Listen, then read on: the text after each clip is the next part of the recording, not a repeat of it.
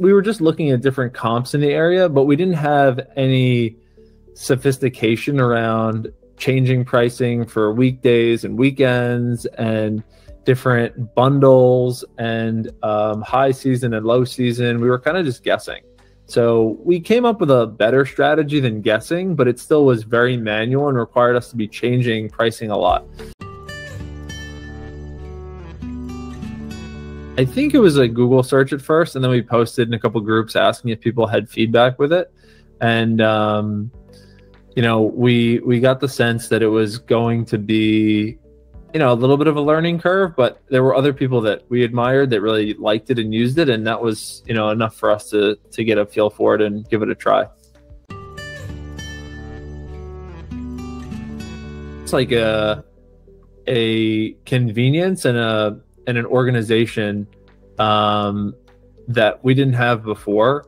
And I feel like without it, it's just very, very complicated and can be very like difficult to manage. I also felt like we were leaving money on the table. So I don't have the exact measurables because we did start using it fairly quickly, but in general, things just became way more organized and I felt like we had a better handle. I also just don't like the feeling of losing money, even if I don't know how much it is.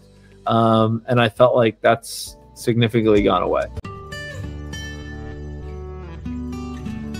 The setup at the beginning is like the most probably important part, like because once you set it up properly at the beginning, it can really run pretty much without too much manual input.